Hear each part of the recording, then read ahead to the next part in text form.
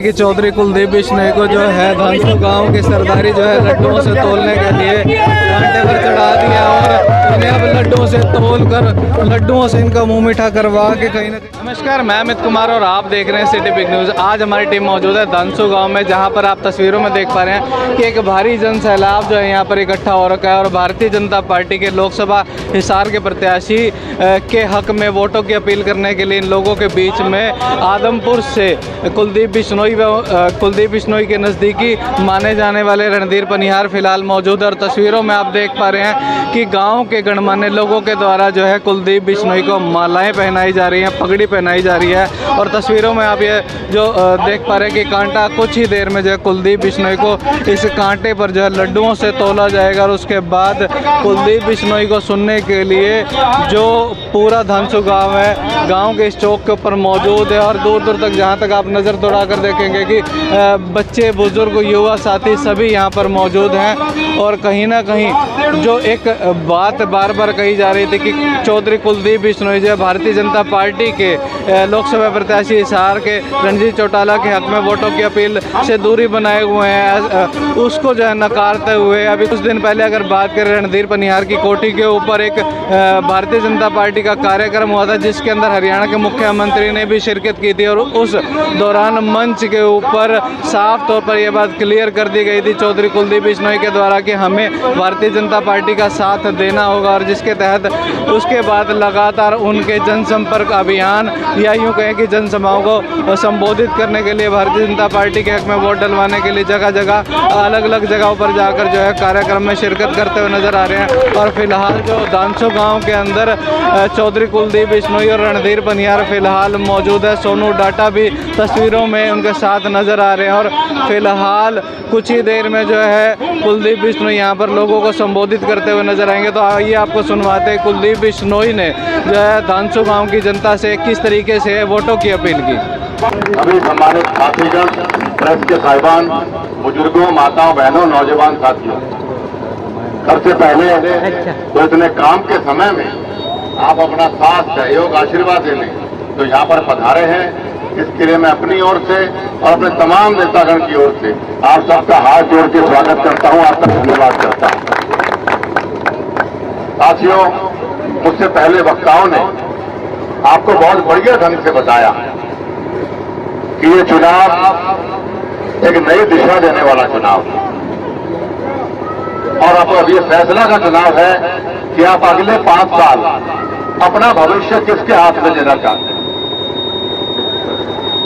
लेकिन साथियों, फैसला करने से पहले हर चीज को सोच समझ के नाप तौल के फैसला करें, क्योंकि आपका ये फैसला आपके बच्चों के, आपके परिवार के और देश के भविष्य का फैसला करने वाला है। समझदार वोटर वो होता है जो हर चीज को नाप तोल कर देखता है। 10 साल सरकार कांग्रेस की रही, उस सरकार में क्या नफा नुकसान था। 10 साल से मोदी साहब की सरकार है, उसमें आपको क्या नफा मिला। इस बात को नाप तोल के वोट करिए, क्योंकि वोट की आपकी बहुत बड़ी ताकत है। अपनी ताकत को पहचानिए आप लोग। मैं आपको याद दिलाना चाहता हूं, आप बहुत जल्दी भूल जाते हैं कि 10 साल की कांग्रेस की सरकार में आप याद करो, जब भी अखबार खोलते थे, जब भी टेलीविजन खोलते थे, तो आए दिन कोई नया घोटाला आपको देखने को मिलता है। मिलता था या नहीं मिलता था? कभी कॉमनवेल्थ गेम घोटाला, कभी 2G स्पेक्ट्रम घोटाला, कभी आदर्श घोटाला, कभी ताबूत घोटाला, कभी हवाई जहाज घोटाला, मतलब घोटाले ही घोटाले भरे हुए। क्या आप उसी घोटाले वालों की सरकार दोबारा बनाना चाहते हैं?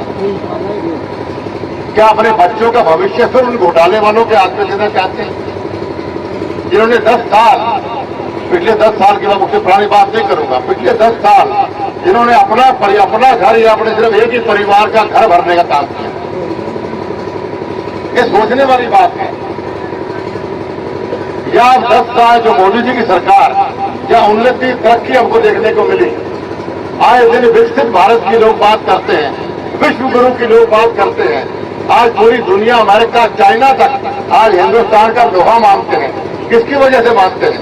नरेंद्र मोदी जी ऐसे प्रधानमंत्री की वजह से मानते हैं। ये साथियों गलती मत कर देना। हमारा देश बहुत तरक्की की ओर बढ़ रहा है। आए दिन यहाँ हमको 10 साल कांग्रेस सरकार में आज दिन हमें घोटाले देखने को मिलते थे। आज इन 10 सालों में आज दिन कोई नया योजना परियोजनाओं को देखने को मिलता।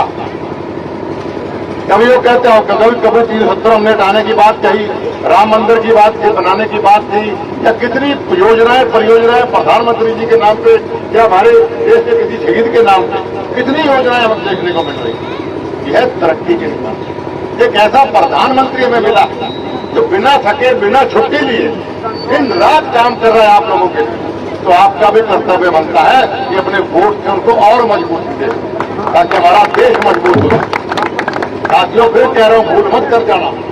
लोग आपको बहुत वक्त लाने आएंगे, उल्टी सीधी बातें करने आएंगे, लोग वायदे करने आएंगे कि जयप्रकाश आपने देखा ये आपको कैंडिडेट मिला कांग्रेस पार्टी का, इसको क्या कहा करते थे आप पहले जब ये सांसद था यहाँ से, क्या कहते थे आप? झूठा है ये। कहो से कौन कहो से भूल गया सर, भूल जाओ मेरे यारों। झूठा उठा फोन करे, कान में फोन लगा दे, गड्डी बाजे, गड्डी की बात करो, मैं इसकी बात करूँ। तो ऐसे आदमी को वोट देना चाहते हैं आप लोग, जो ऐसे झूठे को आप वोट देना चाहते हैं। ये सोच के समझ के फैसला करिए। बहुत जल्दी भूल जाते हो, पुरानी बातें आप भूल के तो नई लॉलीपॉप देते हैं, वो नई यादें पुरानी भूल जाते हैं आप। ये भूपेंद्र सिंह हुड्डा को आप सरकार बनाना चाहते हैं दोबारा। आज अगर कोई कांग्रेस को वोट देता है इसका मतलब आप भ्रष्ट लोगों का साथ देना चाहते हैं। आप भूपेंद्र सिंह हुड्डा की 10 साल की सरकार को कैसे भूल सकते हैं? इनमें सिवाय घोटालों के, सिवाय भ्रष्टाचार के, सिवाय शोषण के, नौजवानों के साथ या किसानों के साथ, छत्तीस बरादरी के साथ भूपेंद्र सिंह हुड्डा ने कुछ नहीं किया। संघर्ष मैंने किया, मेरे साथ आप लोगों ने भी किया। कि भूपेंद्र सिंह हुड्डा की सरकार आपको भूल गए क्या आप लोग? रथ यात्रा, ट्रैक्टर यात्रा, कुलदीप जिले के बाल कार्यक्रम, जलपान समारोह, कितना साथ आप लोगों ने मेरा दिया। चंडीगढ़ गए थे, लटखान खातर सारे गांव से मैं तो साथ देखने से सारे गांव से ना आप लोग। तो मैं अपने लिए नहीं गया था, मैं आपके लिए गया था और आप भी साथ में क्यों गए थे हम लोग? क्योंकि किसानों के साथ अन्याय हो रहा है। पहला पॉइंट तुम्हारा ये था कि बेशकीमती जमीन किसानों की कौड़ियों के भाव ये पूंजीपतियों के एफिडेविट के नाम पे दे रहे थे। हमने किसानों का अन्याय नहीं होना चाहिए। फिर हमने कहा कि समान विकास, समान रोजगार पूरे प्रदेश का होना चाहिए, क्योंकि भूपेंद्र सिंह हुड्डा सारी नौकरियां, सारा प्रदेश का पैसा एक ही इलाके में लगा रहा था। हमने कहा नहीं, सभी 90 के 90 हलकों के अंदर बराबर नौकरियां मिलनी चाहिए, बराबर पैसा विकास करना चाहिए। आप दोबारा ऐसे आदमी को मुख्यमंत्री बनाना कहते हैं वोट देके एमपी के अंदर कि भाई हमें ठीक है, हमें नौकरी भी नहीं चाहिए, हमारी जमीन भी खोज लो, हमें भ्रष्टाचार चाहिए। ये ऐसा भविष्य अपने बच्चों को देना चाहते हैं। इसलिए साथियों सोच समझ के वोट दीजिए। हमारा और आपका पारिवारिक रिश्ता है। जैसा भी अजय जांगड़ा जी बता रहे थे, इस गांव में इतना विकास जो स्वर्गीय युग पुरुष चौधरी भजनलाल जी ने किया, वो किस लिए किया? क्योंकि आप हमारे परिवार के लोग। आपने चौधरी भजनलाल जी को ताकत दी, वो ताकत कई गुना उन्होंने आपको वापस करिए, विकास करी कि नहीं करी? आप गवाह इस बात का। अब वही ताकत आप मुझे दे रहे हैं। जितना ताकतवर कुलदीप बिश्नोई होएगा उतनी ताकत आप लोगों को मिलेगी।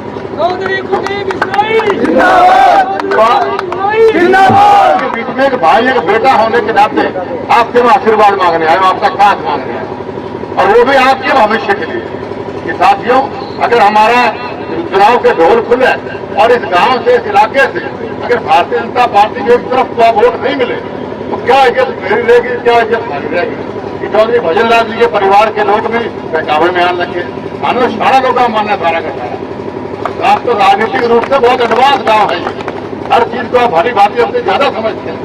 इसके साथियों अपने भाई अपने बेटे की लाज रखना और अपने बच्चों के भविष्य के लिए, अपने गांव के भविष्य के लिए, अपने हल्के के भविष्य के लिए, देश के भविष्य के लिए साथियों नरेंद्र मोदी जी को तीसरी बार हमें प्रधानमंत्री बनाना है। यही मेरी आपसे प्रार्थना लेके आपके लिए आया था। उम्मीद अपेक्षा प्रार्थना करूंगा कि आने वाले 25 मई को आप लोग कमर के आगे वाला बटन दबा के अपने भाई को भी आशीर्वाद देंगे और नरेंद्र मोदी जी को प्रधानमंत्री बनाने में अपना योगदान देंगे। और ये लड्डू से तोड़ने के बाद कई ढोल धमाकों से सब चीजों से मेरा मान और सम्मान बढ़ाया। इसके लिए आप सबका मैं हाथ जोड़ के आभार व्यक्त करता हूँ। और अब मुझे मन से दोनों हाथ खड़े करके बोलो सारे साथ चौधरी कुलदीप बिश्नोई, चौधरी कुलदीप बिश्नोई। चौधरी कुलदीप बिश्नोई। तस्वीरों में आप देख पा रहे हैं कि चौधरी कुलदीप बिश्नोई को जो है धनसू गांव की सरदारी जो है लड्डुओं से तोलने के लिए कांटे पर चढ़ा दिया और इन्हें अब लड्डुओं से तोल कर लड्डुओं से इनका मुंह मीठा करवा के कहीं ना कहीं इन्हें आश्वासित किया जा रहा है कि आने वाले 2024 के लोकसभा चुनाव में भारतीय जनता पार्टी की जीत जो है निश्चित हमने तस्वीरों में देखा कि किस तरीके से चौधरी कुलदीप बिश्नोई को जो है यहाँ पर लड्डुओं से तोला गया और ढोल धमाकों से उनका स्वागत सत्कार किया गया और कहीं ना कहीं इस तरीके का जो स्वागत सत्कार करके लोगों ने साफ तौर पर यह आश्वासन दे दिया है, हाथ खड़े करके आश्वासन दे दिया है कि आने वाले 2024 के लोकसभा चुनाव में जो धनसू गांव की जनता है वो साफ तौर पर भारतीय जनता पार्टी के हक में वोट डालने वाली है। और आपने मंच के माध्यम से भी सुना कि कुलदीप बिश्नोई ने जयप्रकाश और जेपी जो कांग्रेस के लोकसभा हिसार के प्रत्याशी हैं उनके ऊपर भी कटाक्ष करते हुए एक बात कही कि झूठे लोगों से बच के रहें और जो अब जनता है हिसार लोकसभा की वो गलती ना करे, किसी भी तरह की गलती ना करे और इस बार जो 2024 के लोकसभा चुनाव है उसमें कमल के आगे का बटन दबाकर हिसार के लोकसभा प्रत्याशी को तो विजयी बनाए और अगर बात करें सेंटर में तो नरेंद्र मोदी के नाम के भी वोट डाले ताकि सेंटर के अंदर हमारे देश के प्रधानमंत्री नरेंद्र मोदी फिर से एक बार बन सके। आपने पूरी बात सुनी, आपकी जो भी राय है वो कमेंट करके जरूर बताएं। इस वीडियो को शेयर करना ना भूलें। धन्यवाद।